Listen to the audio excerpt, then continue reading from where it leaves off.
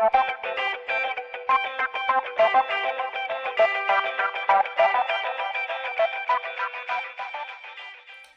guys, welcome back to my channel. Today's video I'm going to do something a bit different and it's going to just be a chatty video.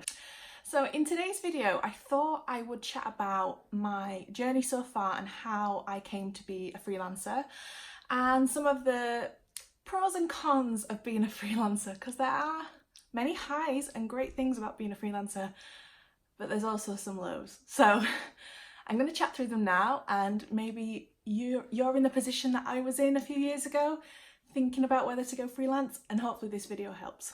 So back in 2013 I graduated from uni. I studied animation arts and I was looking at my options and I decided to move back to Manchester instead of moving to London. So I came back to Manchester looking for a job in animation and there weren't many jobs around. There were no jobs around. I applied for them all. I really wanted to avoid doing the whole going back into retail because I knew I would get trapped there. And so I decided to start selling portraits and doing little bits on the side. So essentially I was a freelancer. I wasn't really. I was hardly earning any money. But I got my first job in a studio in 2014. I started in August and I was just an intern. I wasn't being paid and it was a brilliant experience. I loved it. By the end of that year, I was earning a little bit from that studio. I wasn't getting a full wage.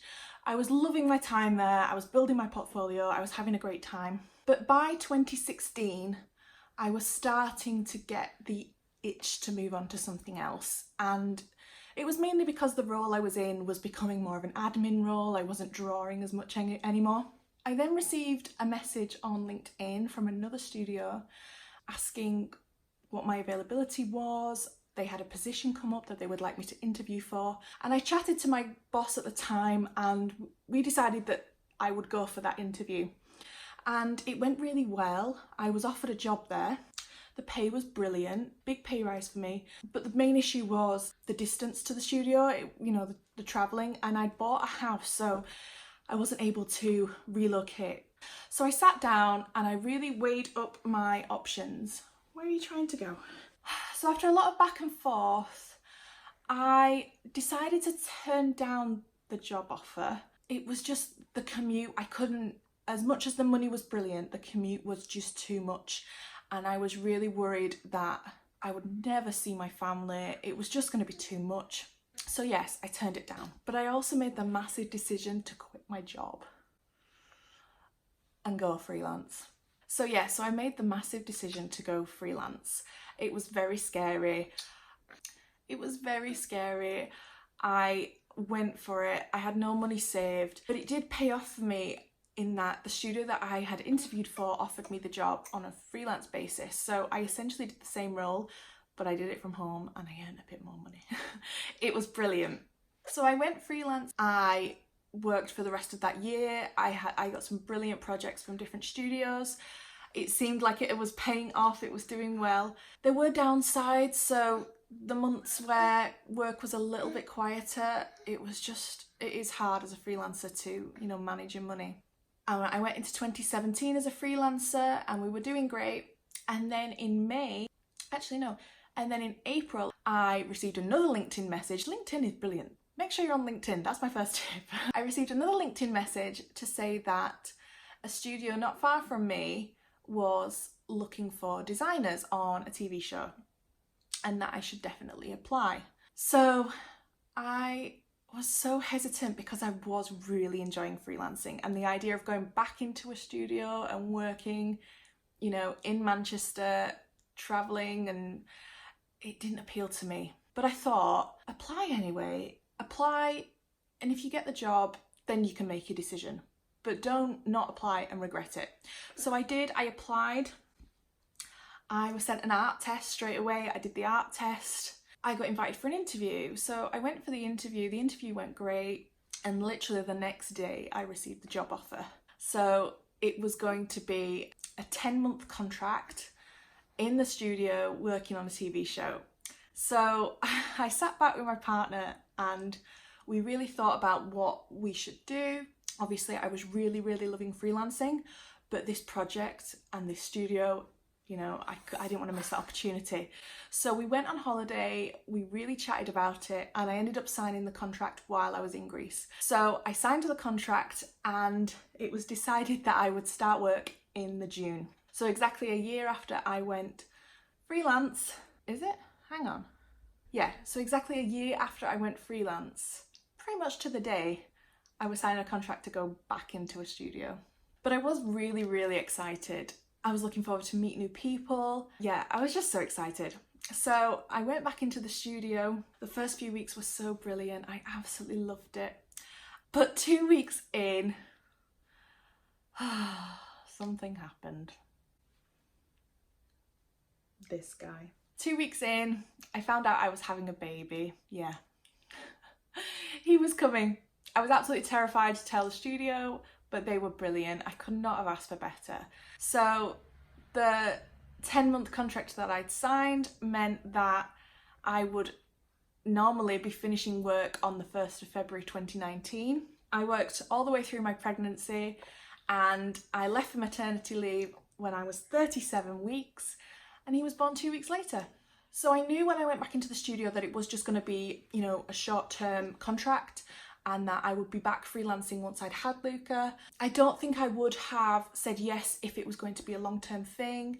I just wanted that short experience, which was perfect. I got work on a TV show, I got my credit on that show, and yeah. So now I'm back as a freelancer and I love it. I absolutely love it. I'm so fortunate that I've been able to work in a studio and for myself. Hi! So there are pros and cons to working freelancing, and it's definitely something you really need to sit down and think about if you're in a studio and you want to go freelance. Having some money saved will definitely help you. I have to admit I had no money saved, and it's lucky that I had my partner who could help me out. So definitely try and have a little bit of cash in the bank before you go freelance. So there are definite pros and cons. The pros for me are that I can choose my own hours, I can work from home, and I can choose the projects I want to work on. Obviously, in the beginning, you're so desperate for work, you will literally work on anything, and that was me. I worked on anything that I could get my hands on. But now I'm quite fortunate that I can choose what I want to work on, and it's great. You can choose your own hours, you can choose where you want to work, how you want to work. It's down to you. You're your own boss. If you want to have a day off, you can. If you want to work in your pajamas, you definitely can, trust me.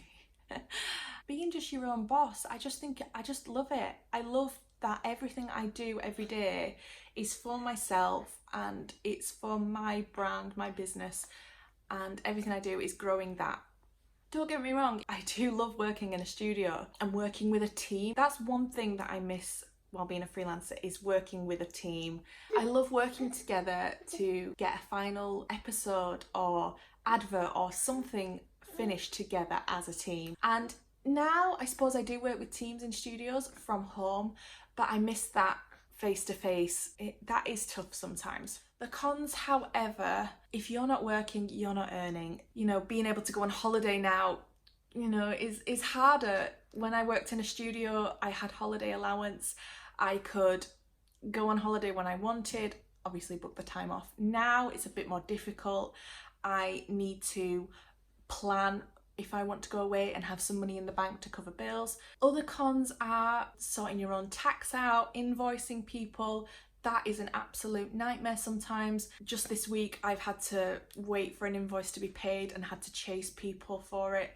It is a pain. Other cons are it can get quite lonely. Obviously this guy keeps me company now, but there's places like co-working spaces or going to events to meet other freelancers. That's a really good idea if you're getting a bit lonely on your own. Overall, I have to say being a freelancer is brilliant. I absolutely love it. I love that I can be at home and I'll be able to take this guy to school and pick him up when he gets a bit bigger. Oh, he's so tired. But you never know what the future holds. So I might go back to a studio if the opportunity arises. You never say never. So if you currently work in a studio and you're thinking about freelance and you're not sure and you want to take the leap but you don't know what to do, just really sit down, weigh out the pros and cons and go from there. Just be prepared that the first few months, first year is really tough. Financially it's hard and you can get really down, but work really hard. There's a light at the end of the tunnel. If you have any questions or comments about being a freelancer, or if you want any more advice, just let me know. I'd love to chat about it. And leave a comment below if you're thinking of going freelance, or if you are a freelancer and you have other tips, things like that. Let's help each other out. And thank you so much for watching, and I'll see you soon. I'm gonna say bye-bye. Bye.